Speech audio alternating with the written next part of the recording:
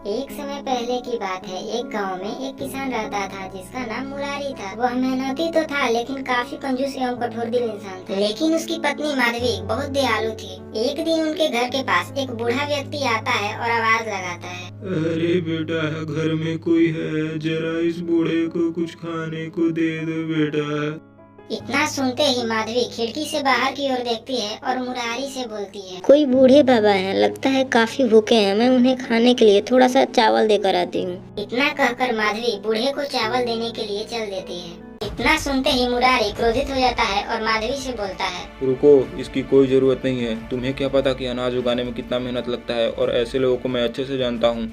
सबके घरों से अनाज मांगकर ये मौज की जिंदगी गुजारते हैं। मैं अभी इस बूढ़े को यहाँ से भगाता हूँ।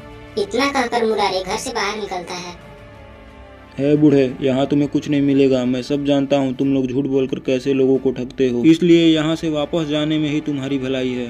नहीं बेटा, मैं झूठ नहीं बोल रहा। मैं सच में 2 दिनों से भूखा हूँ। अगर तुम थोड़ा सा खाने को दे देते तो तुम्हें इस बूढ़े की दुआ लगती बेटा।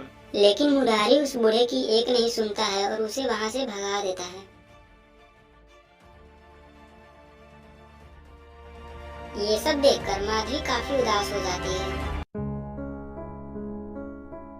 धीरे धीरे कई महीने बीत जाते हैं और अब फसल काटने का वक्त आ जाता है। मुरारी की फसल भी इस बार बहुत बढ़िया हुई थी, जिसे देखकर मुरारी बहुत ज्यादा खुश था।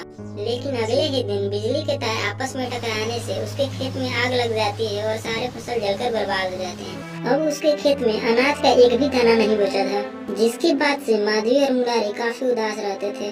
फिर एक दिन माधवी मुरारी से बोलती है, अजी सुनते हैं, खाने में क्या बनाऊं? घर के सारे राशन तो खत्म हो गए हैं, बस थोड़ा सा चावल बचा है, वो भी 1-2 दिन में खत्म ही हो जाएगा। इस पर मुरारी बोलता है, मुझे भी कुछ समझ में नहीं आ रहा है कि मैं अब क्या करूं। अब अगले फसल तैयार होने में करीब साल भर लगेंगे और कहीं मुझे काम भी नहीं मिल रहा है। तब तक हम खाएंगे क्या? तभी बाहर कोई चिल्लाने लगता है। वे दोनों बाहर जाकर देखते हैं तो कोई साधु बाबा हाथ में झोला लिए खड़े हैं। तभी साधु बाबा बोलते हैं, अरे बेटा, मैं यहीं के पास वाले मंदिर का पुजारी हूँ। मंदिर के भंडारे के लिए मैं सबके घरों से चंदा इकट्ठा कर रहा हूँ। अगर तुम्हें भी कुछ देना हो तो दे सकते हो। इस पर मुरारी बोलता है, अरे बाबा, इस बार तो हमारे खेत में आग लग गया था, इसलिए सारे फसल जल गए थे और कुछ भी नहीं बचा। अब हमारे घर में खाने के लिए भी कुछ नहीं है, सिर्फ थोड़ा सा चावल बचा है। अगर वो भी दे देंगे तो हम लोग खाएंगे क्या? इस पर साधु बाबा बोलते हैं, मेरे पास तुम्हारे समस्या का उपाय है। तुम्हें अधिक मात्रा में एक पकवान बनाना होगा और अपने घर के बाहर बैठना होगा। जो भी वहाँ से गुजरेगा उसे तुम्हें वह पकवान खिलाना होगा। अगर इससे तुम्हें कुछ हानि होगी तो उसका भरपाई मैं करूँगा। इतना कहकर साधु बाबा वहाँ से वापस चल देते हैं। उसके बाद मुरारी आधे अधूरे मन से थोड़े से पकौड़े बनाता है और अपने घर के बाहर जाकर बैठ जाता है। जो भी व्यक्ति वहाँ से गुजरता है, मुरारी उसे रोकता है और पकौड़े खिलाता है। वे लोग भेंट के रूप में मुरारी को कुछ पैसे भी दे देते हैं।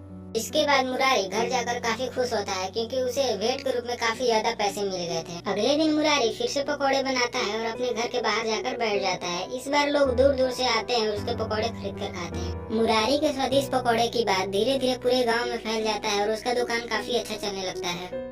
अब मुरारी और माधवी काफी अच्छे से अपना जीवन गुजारते हैं। उन्हें किसी प्रकार की कोई दिक्कत नहीं होती है। तभी एक दिन फिर से साधु बाबा उनके घर आते हैं। इस बार वे साधु बाबा को अपने घर के अंदर ले जाते हैं और उनका काफी आदर सत्कार करते हैं। तभी साधु बाबा मुरारी से बोलते हैं, देखो बेटा, किसी की मदद करने से हम गरीब नहीं होते बल्कि और अमीर होते हैं। इसलिए कभी तुम्हारे दरवाजे पर कोई साधु या भिखारी आए तो उसकी मदद जरूर करना। इससे तुम्हारी धन दौलत बढ़ेगी। उसके बाद से मुरारी की आंखें खुल जाती है और अब उसके दरवाजे से कोई भी भिखारी खाली हाथ नहीं जाता